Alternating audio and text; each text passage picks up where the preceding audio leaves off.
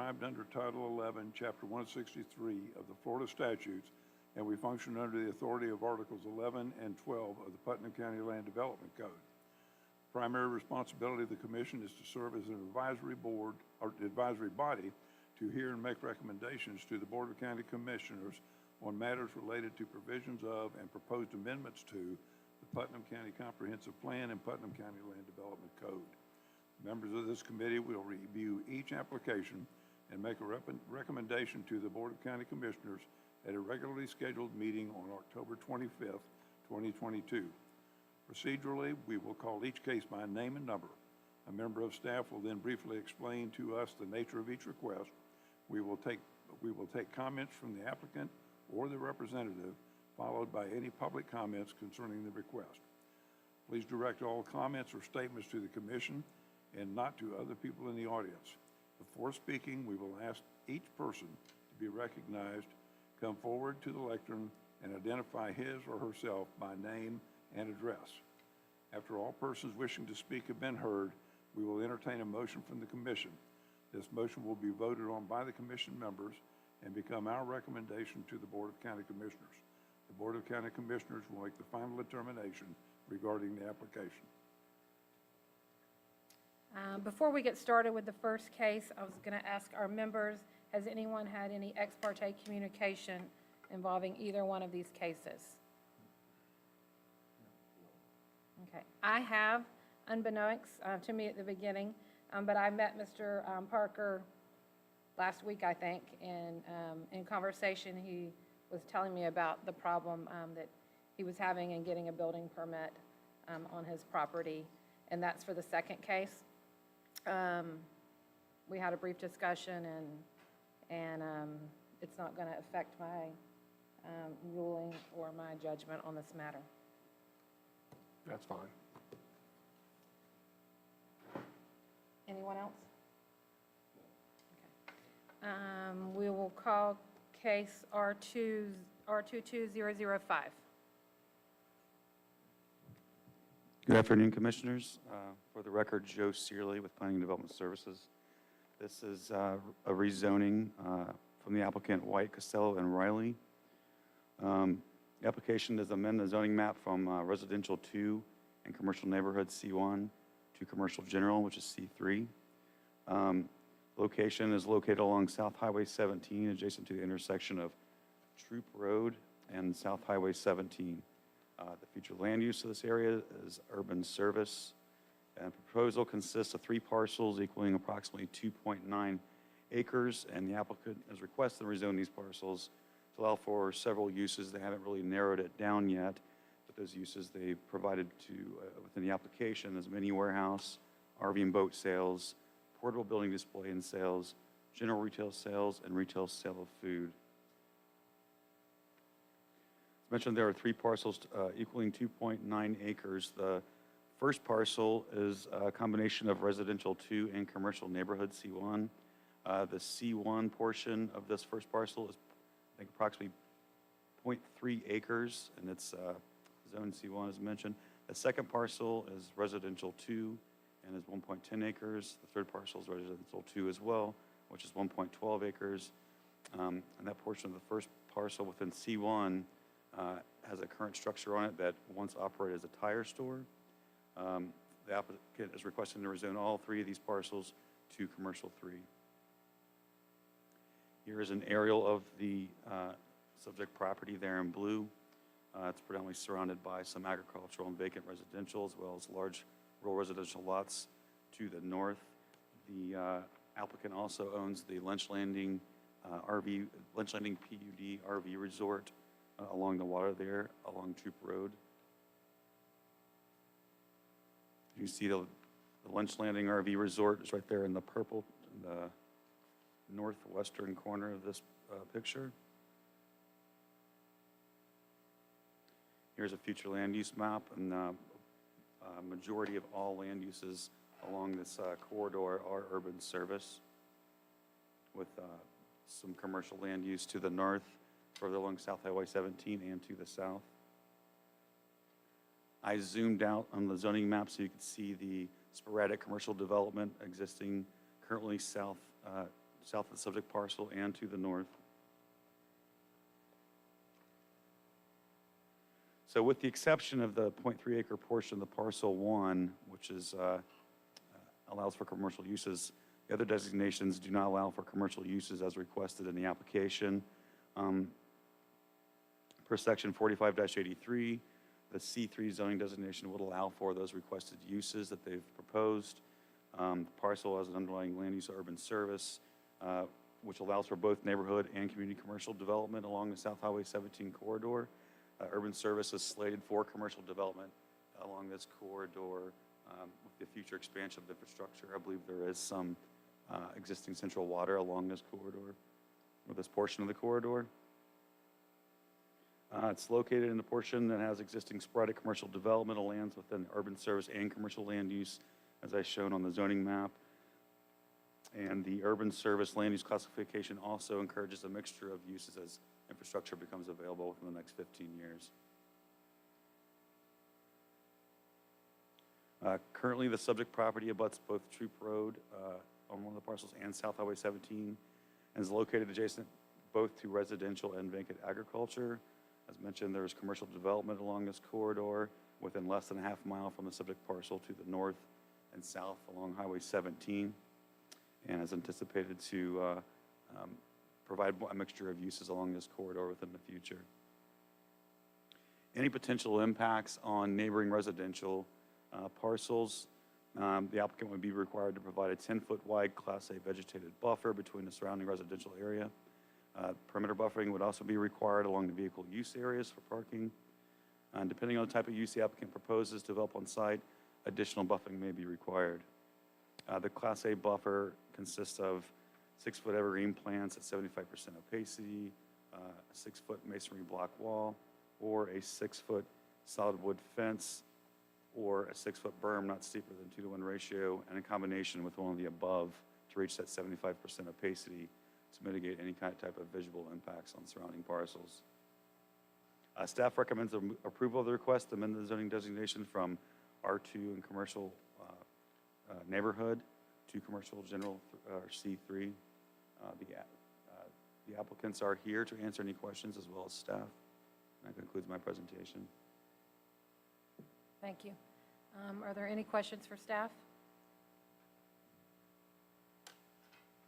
I have one. Do you know what they're going to be using this for? Is it an RV sales, or what is the purpose? At the time I spoke with the applicants, at the time the application was made, there were several options they were pursuing. They just wanted to get the zoning in place and then touch base with staff and see what the highest and best use would be for them.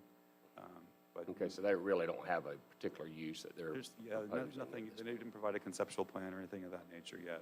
Okay. On the DV Road, you said it does not face on the DV Road going into the development there? Am I saying the word right? Divvy. Divvy? Subdivision. Sorry. I believe it's, I don't think it faces on DD Road. I want to say that. If I'm wrong, and maybe it does, I can't see based on this aerial, mine's really small. It does appear to on the maps that you provided us. Yeah, okay. Yes, it does. I see it. One of the parcels does have frontage along Divvy Road. Would that frontage be screened from that road? Would that be considered a barrier Yes, sir. So or a buffer area? there would be a required buffer area for any kind of like outside storage, including storage for an RV or boats or whatever else they may want to store there. The comprehensive plan actually requires the preservation of existing native vegetation, which would provide an even more opaque screening along Divvy Road.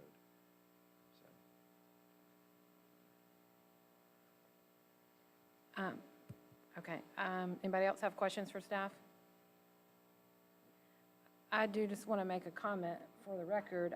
When I was looking at this kind of late this morning, I noticed that there are deed restrictions that are attached to the northerly two properties on this that are residential. I know we don't get into deed restrictions, but I just want that to be part of the record. What does that affect, if you don't mind me asking, because I don't know? Well, it says they're to be used for residential purposes. It said what now? It says they're to be used for residential purposes in what I read. But again, we don't enforce that. That would be the HOA or whatever is there in Divvy Divvy. Yeah. So that's all I have. Any other questions? Would the applicant like to speak? Yes, ma'am. Come up to the podium and state your name and address.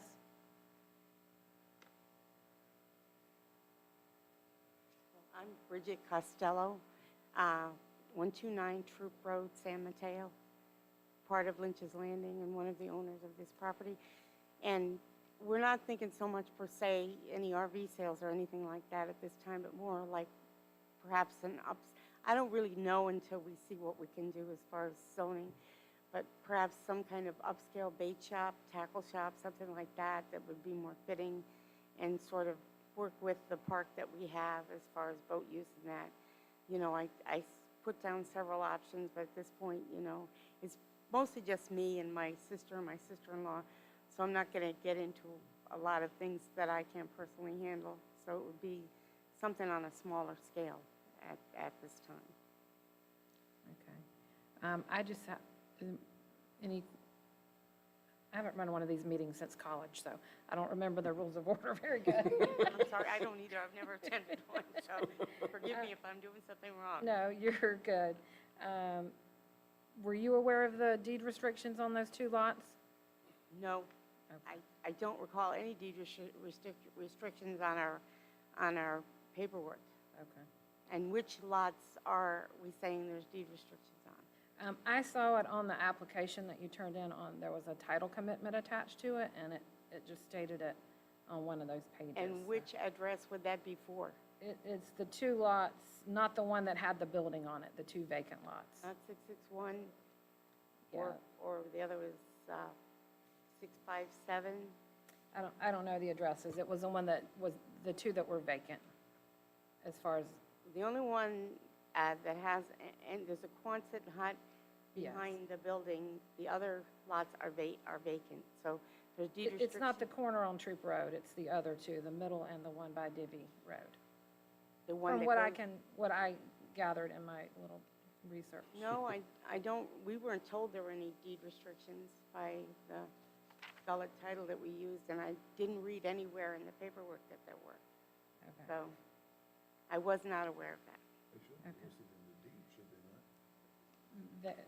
They were on the title commitment page that somebody provided with the application. I saw that. And I know it's probably easy to miss that, too.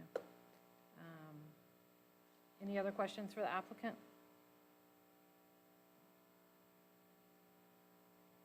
Thank you. Is there anyone here that's filled out a card to speak for or against?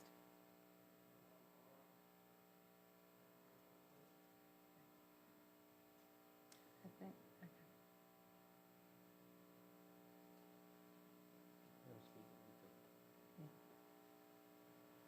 Madam Chair, he can just come forward and speak if you want. Okay.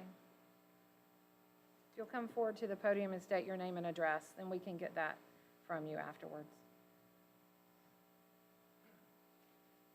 My name's James White. I live at 111 Troop Road, and we're here to ask that it not be approved to zone for C3.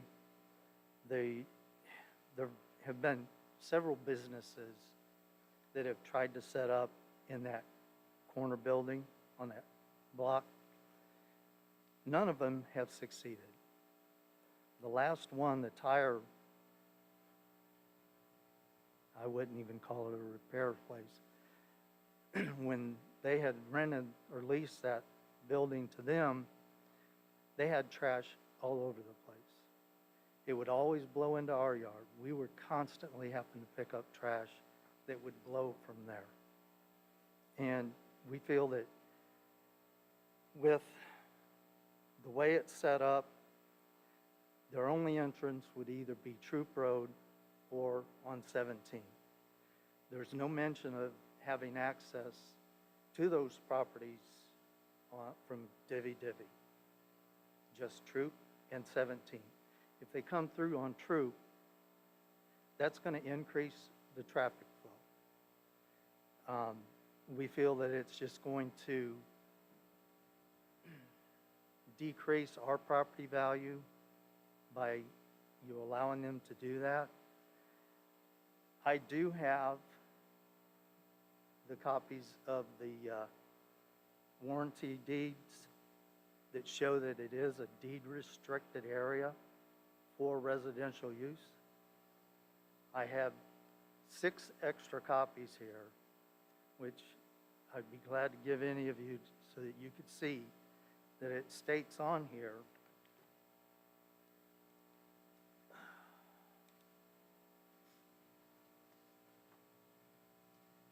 that one of the deed restrictions or the miscellaneous items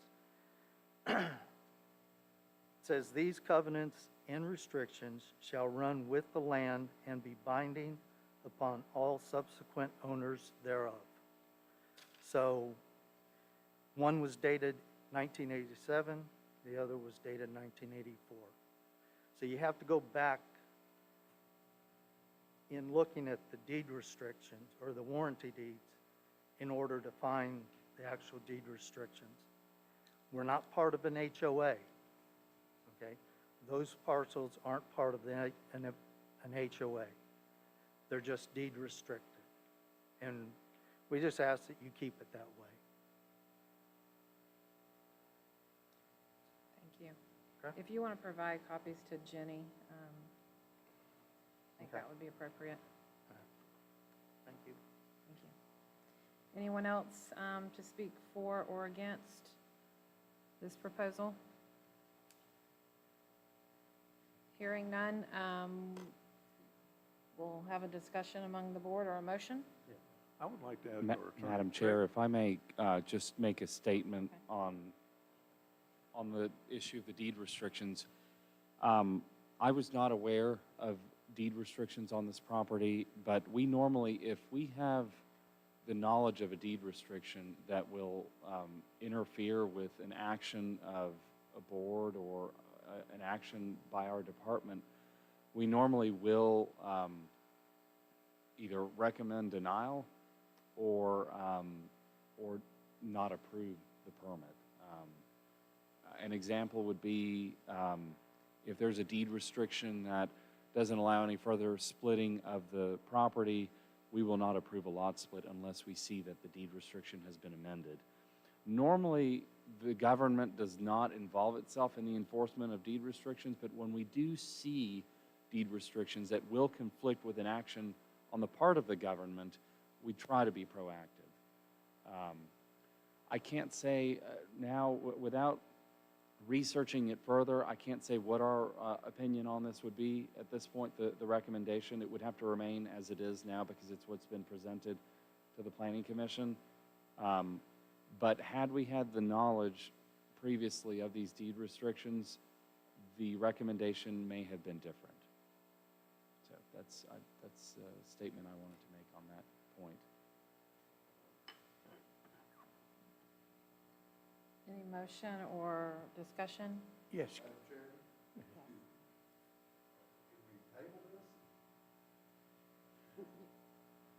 You could make a motion to postpone it, I believe. Let's confirm. Yes, you can, if that's what you'd like to do. And Commission, if I may add something, reading through this deed restriction, I do not see where it prohibits residential development. I see where there are supplemental provisions for residential development, but unless you're seeing something and I'm not, I don't see where it prohibits a rezoning or commercial development or restricts it only to residential development. I don't know if we would be the ones to determine that.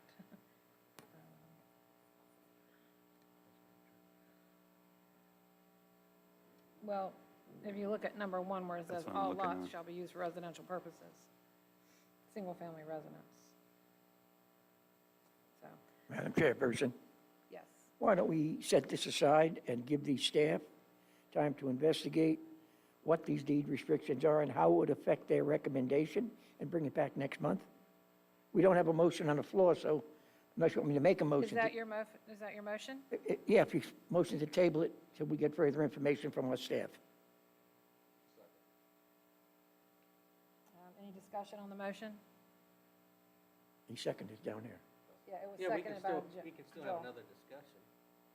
I was just wondering what our attorney had to say, because I'm confused now. I don't know what to do, because if you change the zoning on, that was deed restricting to something else, does that deed restriction go away? Well, Mr. Joey, I think that the chair can table this simply for the reasons that staff has brought up, that there could be something here that if the board passes it, it would be basically not really as what you're intending to do.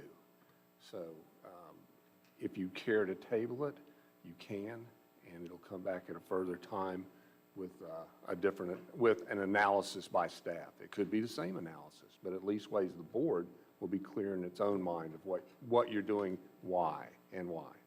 Okay? Now, I have a question for you. Do I have to, because again, I haven't run a meeting like this in a long time, like 30 years, so. Do I have to have a motion to table it, or I just say we table it? Well, you can go ahead and have a motion. You have a motion on the floor right now. I'd Have a go ahead motion and to follow table it? through with it, yes. Yes. Yeah, All right. I made the motion to table till we get And we further have a information second. All in favor? from the staff. Yes. Aye. Chair votes aye. Okay. And if you will state the date, I know the motion's passed already, but normally you would state the date certain of when this would be considered again by the Planning Commission. Within the next 60 days, if you'll add that to the motion, that'd be fine. I would say that, I don't know that we can add that to a motion that's passed already, so Make another motion. if the original person who made the motion would clarify the intent of what the motion was, to what date. Okay, I made the original motion. I'd like to table to a point where we can get more input from our staff to investigate the possibilities of some deed restrictions and report back to us within the next 2 meetings, 60 days if that's possible.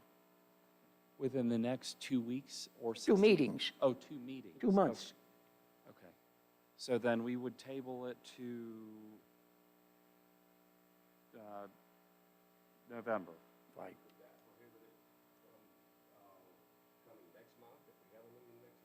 That's correct. We would have to have a date certain on the, so that we could advertise it properly.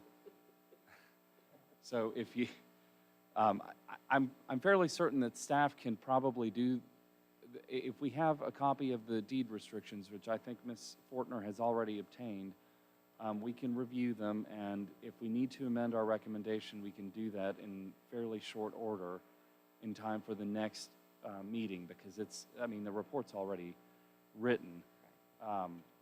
Or if the applicant at that point decides to withdraw the application or amend the scope of the application, that can be done as well.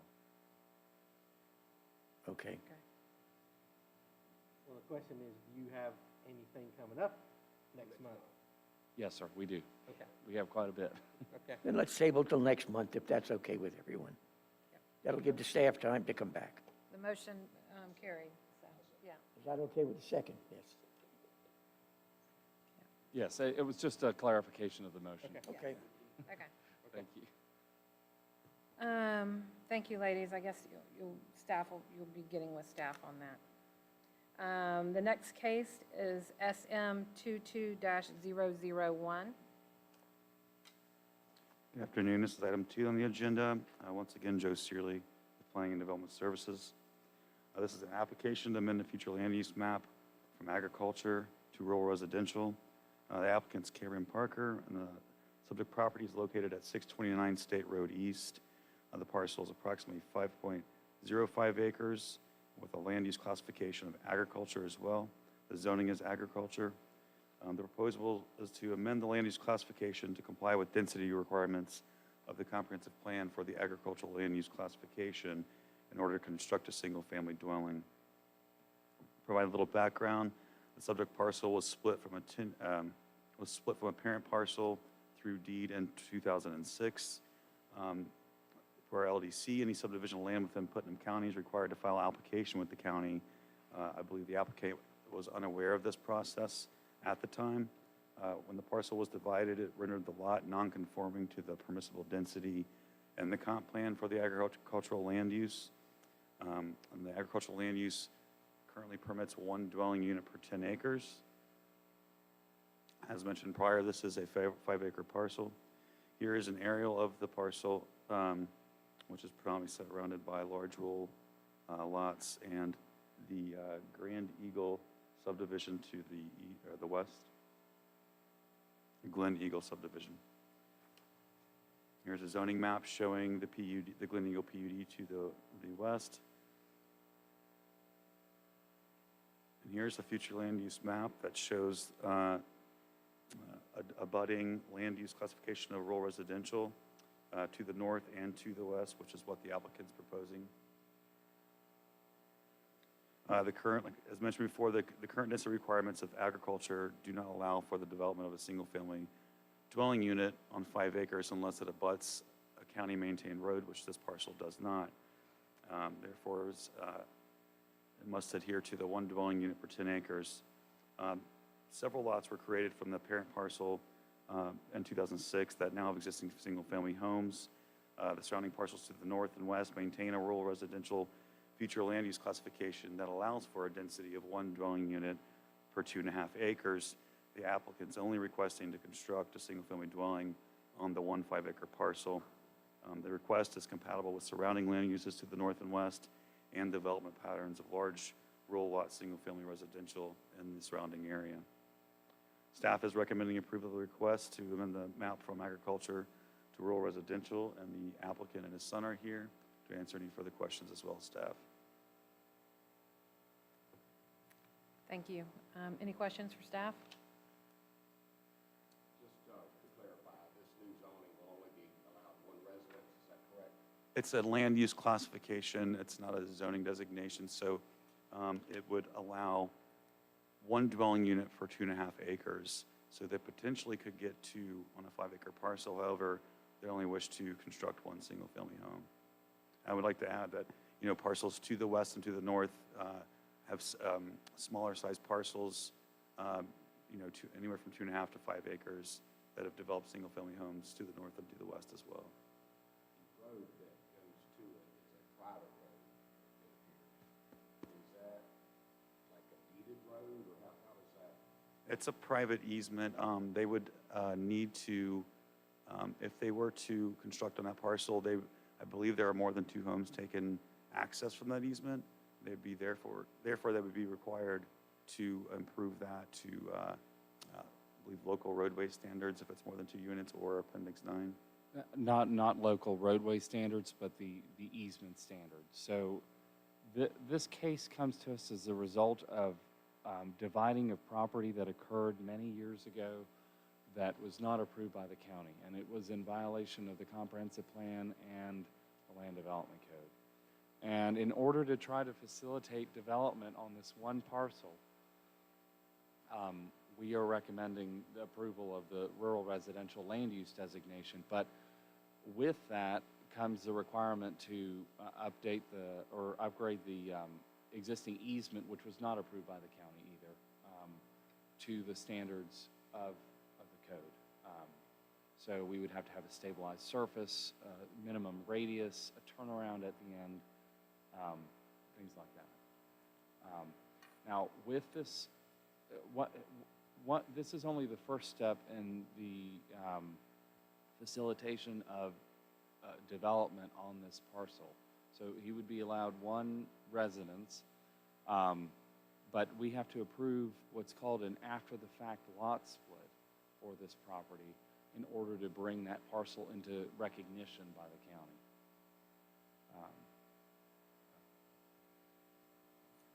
So the access to this property, it looks like it goes all the way to 20.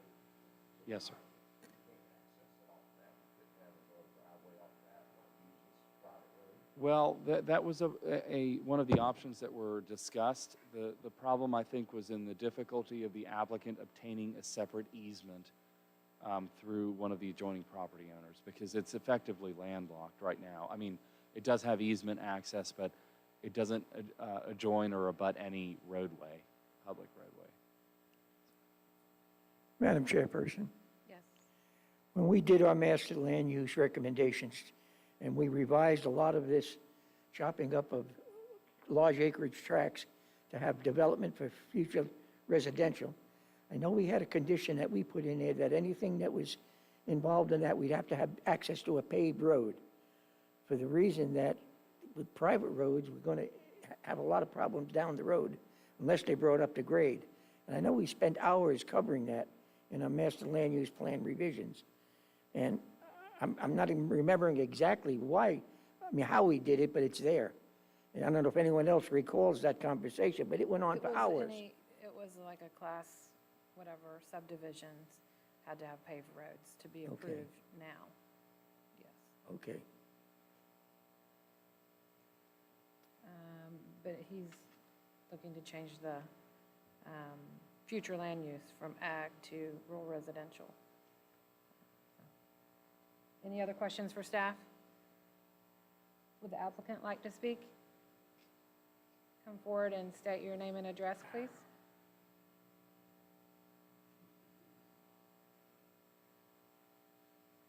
Yes, I'm Jerry Parker, in 400 East End. I'm the agent for my son, Cameron Parker. And the question y'all were just asking, we could have answered them properly for y'all already. So, I mean, if y'all want to know anything about the access and all, there is access to that property through the warranty deed. The easement, there might not be quite just enough for the turnaround he's talking about. But there is already access to that property. It is not landlocked. I went to it, and I saw it looked like you might have already cleared the area. Yes, we bought this property, my son bought it, we spent money clearing it, and then we find out 6 months ago, can't do nothing with it. And he's got more information. How we purchased the property. And if y'all have questions. Yeah. You state your name and address. Cameron Parker, 400 East End Road. Any questions for the applicant? Well, the access road wasn't too bad when I drove down it. It was a It's- little wet at the time, but it wasn't that No, bad. man, I've seen it's, worse. I mean, Right now, they are improving it. They have been getting gravel, rock, loads brought in to fill up the road. Yeah. To improve it. Yeah, I mean, it's better than most easements that I've been on, Yes. in Oh, my yes. opinion, with the we're saying also, millings. my son wouldn't have bought it. The son of, Mind speaking into the microphone?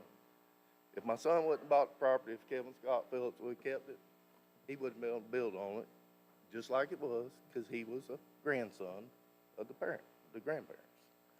But being they have passed away, we cannot get the lot split signed to do that. That's why we're here today, because the grandparents Can't passed get away. the family member exception is. Right.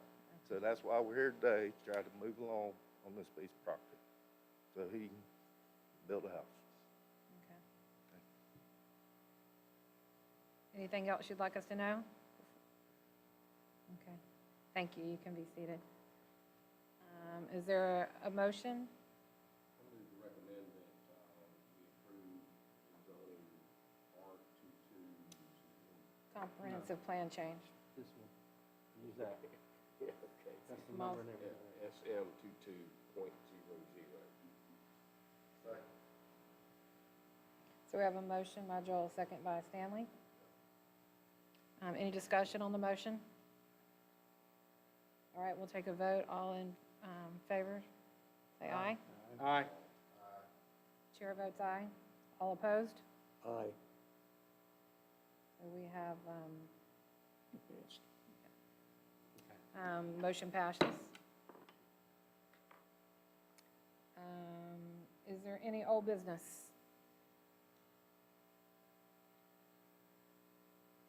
Any new business we need to know about? What's that? We're getting there. Oh. I did want to announce that the Land Development Code rewrite will be commencing soon, I mean, at least the process. The agreement has been executed, and we have a consultant, EXP. They have many qualified individuals that will be working with county staff to spearhead this project. I'm anticipating it'll take between 1.5 to 2 years to fully complete, just because of how thorough the revisions are proposed. Mr. Hodge mentioned it earlier, this is my last meeting with you all. I've accepted another position, and this Friday's my last day with the county, so it's been a pleasure working with you all. And Thank you for your service Yes. to Putnam County. thank you. And that's all that I have. Okay. Any other? We need to approve the minutes from July 13th. I make a motion, we approve the minutes. We have a motion on the floor to approve them. Second. All in favor? Aye. All opposed? Motion passes. Then we are adjourned. Thank you.